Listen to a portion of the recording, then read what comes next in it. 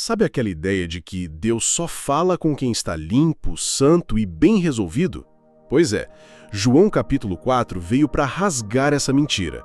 Porque às vezes o maior milagre não acontece dentro de um templo, mas à beira de um poço, no meio do calor, da vergonha e da exclusão.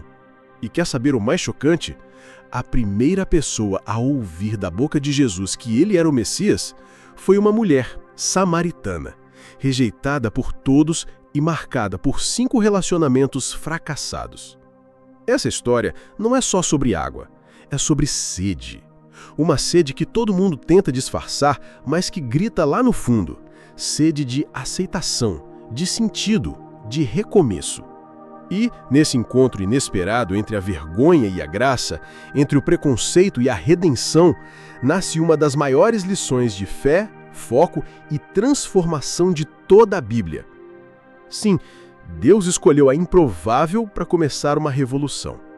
Se você já achou que não era digno, que já tinha errado demais, ou que ninguém te via de verdade, esse texto é para você.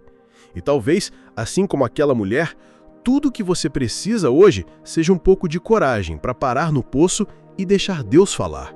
Porque quando Ele fala, nada fica igual. À beira de um poço, em pleno meio-dia, hora em que o sol castigava e os poços ficavam vazios, Jesus se encontra com uma mulher que não deveria estar ali. Ela carregava baldes e segredos, ele, sede e propósito. O simples ato de pedir água parecia trivial, mas naquele contexto era um escândalo. Um judeu falando com uma samaritana, e ainda por cima, mulher. E mais do que falar, ele pede. Sim, o Salvador do mundo começa a conversa se colocando em posição de necessidade. Isso já bagunça a nossa lógica, não é? Jesus não começa impondo uma verdade, dando sermão ou citando mandamentos. Ele começa com uma necessidade humana. Que contraste forte e que lição poderosa. Às vezes achamos que, para servir a Deus, precisamos esconder nossas fraquezas, quando, na verdade, Ele se apresenta justamente nelas. Há um tipo de força que só se revela quando admitimos nossa sede. Aliás, você já pensou que o primeiro passo da sua transformação pode estar num pedido humilde e não num discurso ousado? Esse pedido simples abre uma brecha no coração da mulher. Porque quando alguém que você não esperava te trata com dignidade, algo se move por dentro. O foco de Jesus ali não era saciar sua sede com água, mas abrir espaço para que aquela alma pudesse falar, ser ouvida e, de aos poucos, se reencontrar. E é só o começo, porque o choque que vem a seguir vai desafiar tudo o que ela pensava saber sobre fé, identidade e oração. Assim que ouve o pedido de Jesus, a mulher samaritana reage com espanto. Como tu, sendo judeu, me pedes de beber sendo eu mulher samaritana? Essa pergunta não era só sobre etnias, era um grito silencioso de alguém acostumada a ser ignorada, ferida e julgada. O choque dela não está apenas na ousadia de um homem judeu falar com ela, mas no fato de alguém quebrar as regras da rejeição. Ali, naquela pergunta, mora o trauma de séculos de separação entre dois povos, entre religiões, entre quem pode ou não se achegar a Deus. Quantas vezes a gente se vê da mesma forma, achando que, por causa da nossa história, da nossa bagagem ou da nossa identidade, Deus não falaria conosco, que o céu só ouve quem se encaixa num padrão. Mas Jesus estava ali pessoalmente quebrando essa mentira. Ele não só falou com ela, ele se dirigiu a ela com dignidade. Isso mostra um dos ensinamentos mais libertadores do Evangelho. A graça não respeita preconceitos humanos. Ela invade, reconstrói e cura onde menos se espera. Esse momento desconstrói os muros erguidos pela religião, pela cultura e até pela autoproteção. O simples fato de ele ignorar a divisão entre judeus e samaritanos foi uma aula de foco espiritual. Jesus estava centrado na missão e não nos rótulos. E agora, com aquele choque inicial, o coração dela já não era mais o mesmo. Mas a conversa ainda ia mergulhar muito mais fundo, porque, depois de expor a divisão, Jesus revela um presente eterno, uma água que ninguém ali jamais tinha imaginado. Jesus então responde com algo que, num primeiro momento, parece até enigmático. Se tu conheceras o dom de Deus e quem é o que te pede, dá-me de beber, tu lhe pedirias e ele te daria água viva. Pronto, a conversa sobe de nível. Já não estamos mais falando só de água do poço, mas de algo muito mais profundo. Ele propõe uma troca. Ela dá da água que seca e ele oferece a que nunca mais se acaba. Esse momento é um divisor de águas, literalmente.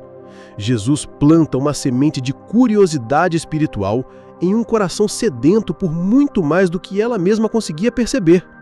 É como se Jesus estivesse dizendo: você está procurando por saciedade do lado de fora, mas o que precisa ser preenchido está aí dentro. E isso ecoa com tanta força nos nossos dias, não é? Quantas vezes buscamos alívio em distrações passageiras, em relacionamentos vazios, em metas sem propósito, e tudo continua seco. Jesus não oferece só um gole de consolo, ele oferece uma fonte. E mais, essa fonte não depende das circunstâncias, nem das pessoas, nem da religião.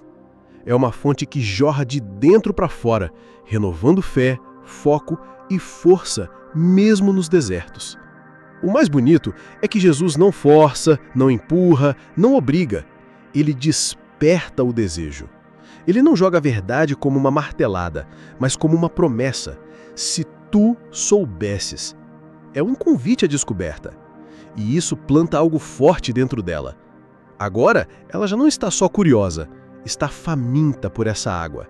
Mas, antes de recebê-la, ela precisa entender o que está impedindo esse fluir. E Jesus, com amor e precisão, vai tocar justamente nas feridas que ela tentou esconder e vai fazer isso com tanta sabedoria que, em vez de afastá-la, vai libertá-la. Diante da promessa de uma água que sacia para sempre, a mulher responde com um clamor sincero: Senhor, dá-me dessa água. E esse pedido muda tudo. Até aqui, ela vinha se defendendo, questionando, racionalizando, mas agora algo desaba. Pela primeira vez, ela expressa um desejo espiritual genuíno. E veja bem, esse desejo não nasce de um sermão, mas de uma conversa. Jesus não impôs nada. Ele despertou algo que já estava lá, adormecido. Porque todo coração, por mais ferido ou endurecido que esteja, carrega uma sede de eternidade. Esse momento é como o estopim de uma transformação silenciosa. Ela ainda não entendeu tudo, não sabe quem é Jesus de verdade, nem o que ele vai fazer. Mas ela quer. E às vezes, isso basta. Porque o caminho da fé começa com um simples Senhor, eu quero. Muitos acham que precisam entender toda a teologia, resolver todas as dúvidas e consertar a vida antes de se aproximar de Deus. Mas aqui a gente vê o contrário. Ela desejou primeiro e o processo começou depois. É o tipo de fé que nasce no meio da confusão, mas carrega sinceridade. Esse pedido, por mais simples que pareça, foi um passo gigantesco. Ela saiu do automático, do discurso defensivo e entrou num campo perigoso, o da vulnerabilidade. E é justamente aí que Deus mais trabalha. Só que, como em todo processo de cura, Jesus não dá água antes de tirar os obstáculos. E agora vem o ponto mais delicado dessa história. Vai tocar em uma ferida antiga. Vai revelar algo que ela preferia esconder. E vai fazer isso com tanta sabedoria que, em vez de afastá-la, vai libertá-la. Jesus então diz algo que parece sair completamente do assunto. Vai, chama o teu marido. E é aqui que a conversa muda de tom.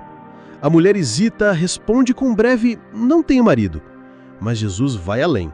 Disseste bem, tiveste 5, e o que agora tens não é teu. Pronto, a ferida está exposta. Só que, surpreendentemente, ela não foge, não se defende. Porque o que Jesus fez ali não foi humilhar, mas iluminar. Ele trouxe à tona uma área de dor, não para acusar, mas para curar. E isso muda tudo. Muitos de nós tememos o toque de Deus justamente por isso. Achamos que ele vai nos envergonhar. Mas Jesus não joga no ventilador. Ele revela com propósito. Ele expõe com misericórdia. Porque onde há verdade, há liberdade. Essa mulher provavelmente já havia sido julgada por todos. Mas, naquele momento, pela primeira vez, ela foi conhecida completamente. e ainda assim foi amada. E isso desarma qualquer mecanismo de defesa. Sabe aquele suspiro que vem quando a gente percebe que não precisa mais fingir? Ela estava chegando lá. Esse é o poder da verdade quando ela é dita com amor. E cá entre nós, quem nunca tentou esconder alguma parte da própria história achando que seria rejeitado se fosse descoberto? Mas Jesus não se assusta com o nosso passado. Ele olha para o futuro. Ele não quer apenas ajustar comportamentos, mas transformar corações. E agora que a verdade foi revelada, algo começa a nascer dentro dela. Um senso de que aquele homem não era qualquer um. E essa percepção vai levá-la a enxergar muito mais do que ela esperava. Após ouvir a descrição exata de sua vida por parte de um desconhecido, a mulher não foge. Pelo contrário, ela se aproxima mais. Senhor, vejo que és profeta. Essa fala, tão simples, é uma rendição disfarçada. Algo dentro dela mudou. Ela já não vê Jesus como um homem qualquer, nem como um judeu provocador. Agora, ela o enxerga com reverência. É como se o coração dela, depois de tanto resistir, começasse finalmente a se abrir. Não por pressão, mas por identificação. Ela entendeu que estava diante de alguém que a via por inteiro e ainda assim continuava ali. Essa mudança de percepção é poderosa, porque quando reconhecemos quem está diante de nós, tudo ao redor perde força. Aquela mulher que antes se escondia dos olhares da vila, agora está diante do olhar que tudo vê e não sente medo. Isso nos ensina muito sobre a forma como Deus trabalha. Ele não força a transformação. Ele revela, inspira, atrai. E esse tipo de transformação gera um movimento interno, uma nova fome, uma nova busca, uma nova rota. Ela ainda tem perguntas, mas agora elas nascem de um coração que já começou a confiar. E como todo coração que começa a despertar, ela traz à tona uma dúvida antiga, quase como quem abre um baú esquecido. Onde se deve adorar? É a alma dela procurando o caminho de volta para casa.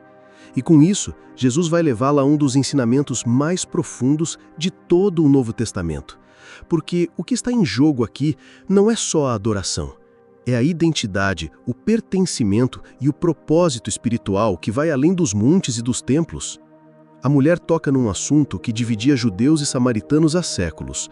Nossos pais adoraram neste monte, e vós dizeis que é em Jerusalém o lugar onde se deve adorar.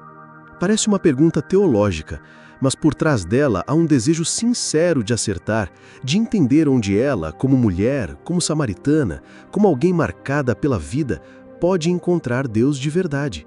Essa pergunta carrega dor, porque quando a religião vira uma fronteira, a adoração vira um privilégio reservado a poucos, e ela queria saber onde, afinal, eu posso ser aceita.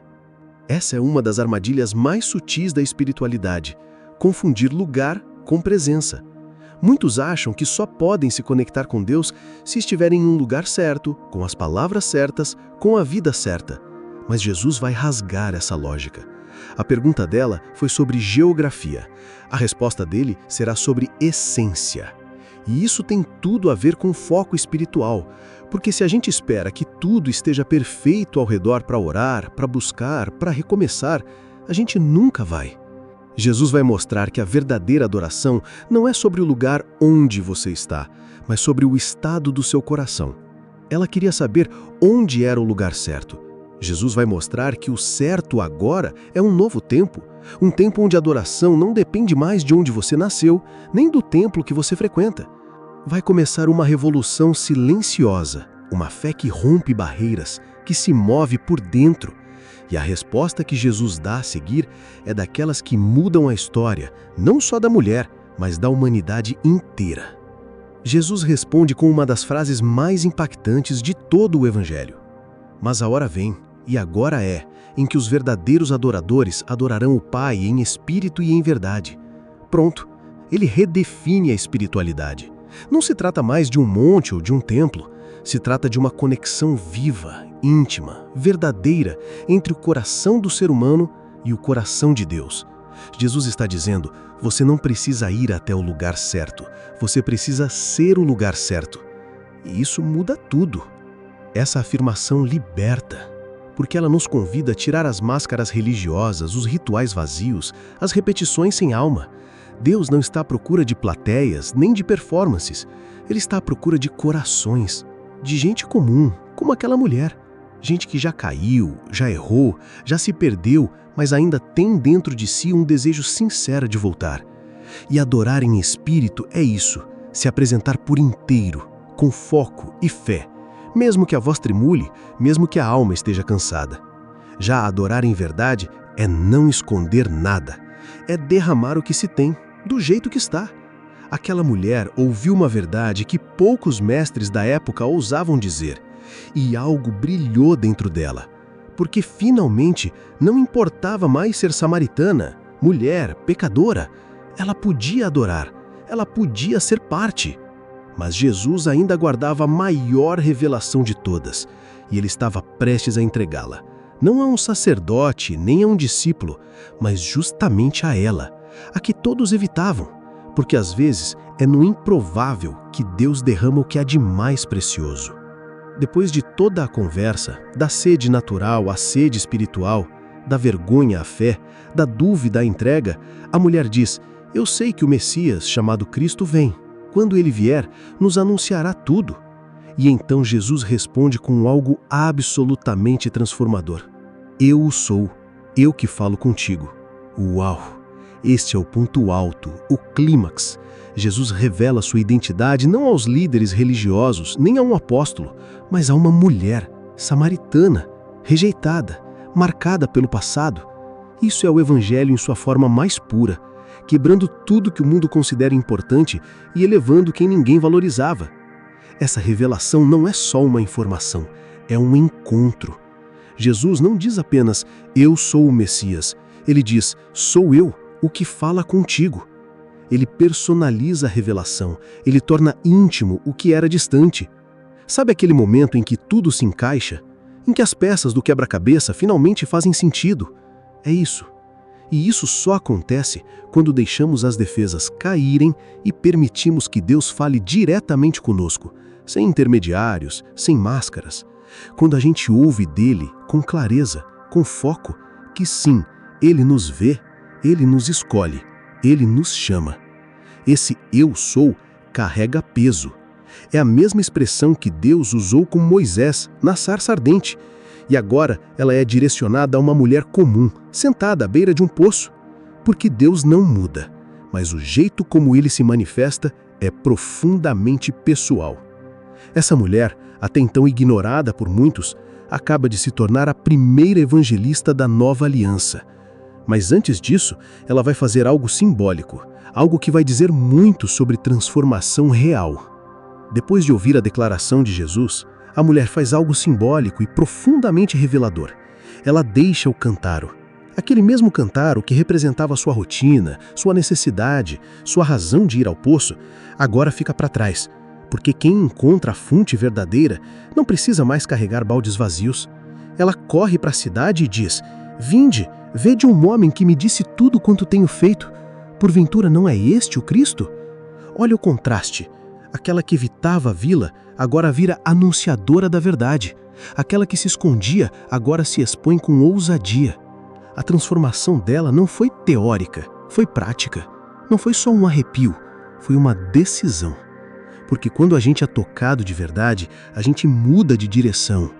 E o que mais impressiona é o jeito como ela testemunha. Ela não finge ter entendido tudo, nem tenta parecer perfeita. Ela simplesmente compartilha o impacto do encontro. E isso, muitas vezes, é tudo que o mundo precisa. Alguém que diga, com fé e com verdade, eu conheci alguém que mudou a minha história. O foco dela não está mais na dor, mas no propósito. E sabe o que aconteceu depois? As pessoas da cidade vieram, elas ouviram e creram, primeiro por causa dela, depois por causa de Jesus. Aquela mulher se tornou ponte, testemunho, voz de esperança. E tudo começou com sede, vergonha e um encontro inesperado. A história dela é o lembrete de que ninguém está longe demais para ser alcançado e que qualquer poço pode se tornar o lugar de um recomeço. Agora me diz, quantas vezes você já chegou em um poço da vida achando que era só mais um dia comum e de repente se viu diante de algo que mudou tudo? A mulher samaritana não acordou naquele dia pensando em virar missionária. Ela só queria água, mas o céu tinha outros planos. E talvez, só talvez, Deus esteja fazendo a mesma coisa com você. Você está disposto a deixar seus cantaros? Está pronto para largar a velha rotina, os vícios emocionais, os medos que você carrega há anos? Porque o que Jesus oferece vai além da superfície. É uma fonte que transforma a sede em propósito.